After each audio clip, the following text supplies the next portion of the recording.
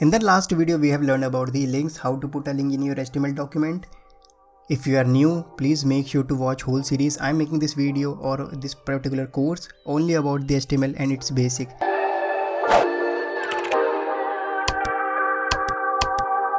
इस पर्टिकुलर पूरे कोर्स में मैं समझाने की कोशिश कर रहा हूँ कि HTML बेसिक्स कैसे है और कैसे आप HTML की हेल्प से अपना पूरा का आर्टिकल और पूरा कंटेंट लिख सकते हैं।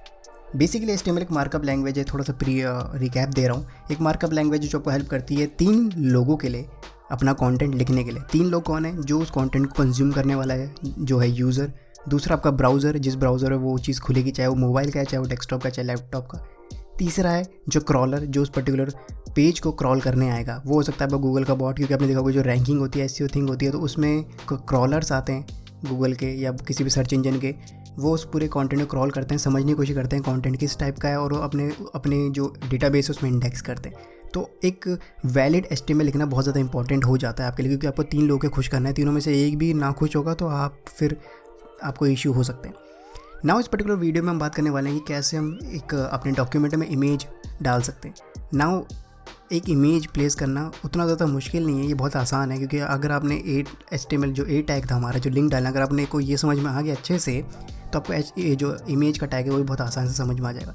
बेसिकली इमेज का अपना खुद का एक टैग है। आपको अब तक ये भी समझ में आ गया होगा जो HTML में हर चीज़ के अपने अपने टैग हैं, चाहे वो लिंक है, चाहे वो पैराग्राफ है, चाहे वो हेडिंग है, चाहे वो बटन है।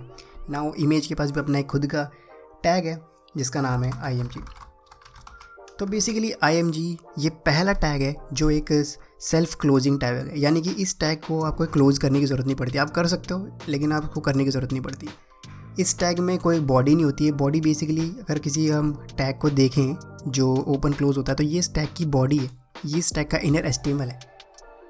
जो सेल्फ क्लोजिंग टैग्स होते हैं उनके पास कोई बॉडी नहीं होती है। सेल्फ क्लोजिंग टैग पे मैं बाद में एक डिफरेंट वीडियो बनाऊंगा जहाँ मैं एक्सप्लेन करूँगा सेल्फ क्लोजिंग टैग क्या होते हैं। अभी के लिए सिर्फ इतना कि सेल्फ क्लोजिंग टैग क्लोज नहीं होते हैं, ये सिर्फ इनका सिर्फ ओपनिंग टैग होता है और ये इतने में काम खत्म होता है। नाउ सेल्फ ओपनिंग टैग जो हमारा इमेज है, तो मैंने यहाँ पे मेंशन करा है। यहाँ पे इसको सिर्फ अब मैंने रिसेंटली लास्ट वीडियो में मैंने बताया था कि एट्रीब्यूट क्या होता है। एट्रीब्यूट बेसिकली एक सपोर्टिंग वेरिएबल होते हैं, एक सपोर्टिंग पार्ट होते हैं अपने टैग के, जो टैग की प्रॉपर्टीज सेट करते हैं। मैंने यहाँ पे इमेज तो बता दी है, लेकिन मैंने इस इमेज को ये नहीं बताया कि कौन सी इमेज इसे लोड करनी है। अब मुझे उस इमेज का URL देना है। बेसिकली इमेज का URL वैलिड होना चाहिए, कुछ ऐसा URL। नाउ जो मुझे इमेज के लिए लिंक चाहिए, वो लिंक मैं नेट से कोई से भी उठा रहा हूँ इस टाइम पे आपको डेमोस्ट्रेट करने के लिए। ये लिंक आपको पहले से खुद से डिसाइड करना है। फॉर एग्जांपल मैंने यहाँ पे एक रेट्रो डॉग निकाला है, मुझे ये डॉग चाहिए, मुझे ये इमेज पर्टिकुलर इमेज अपनी वेबसाइट पे शो करनी है। Now how will I do it? I will need it's URL। तो फिलहाल के लिए मैं आपको दिखाता हूँ कि इसका ये URL कैसे कॉपी करना है। मैं इस पर राइट क्लिक करता हूँ, मेरे पास है कॉपी इमेज एड्रेस। मुझे अभी ध्यान सा नहीं है कि विंडोज़ में कैसे आता है, लेकिन बेसिकली आपको सिर्फ इसका इमेज एड्रेस चाहिए या कोई भी एड्रेस चाहिए। अब अगर मैं यहाँ पे मेरे को जो मेरा एट्रीब्यूट है उसका नाम है SRC। बेसिकली SRC मतलब सोर्स होता है। जो इमेज है उसका सोर्स क्या है, मैं जो मेरा SRC है, जो मेरा सोर्स है, उसमें मैं वैल्यू दूंगा अपनी इमेज का URL। नाउ अगर मैं इसे सेव करता हूँ तो it should load the image.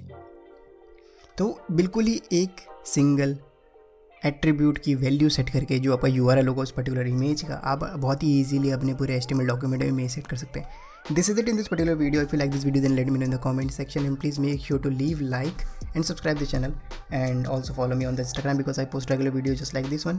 And I will see you in the next video where I will be talking about the blog and inline. It is a very interesting concept. Please don't forget it.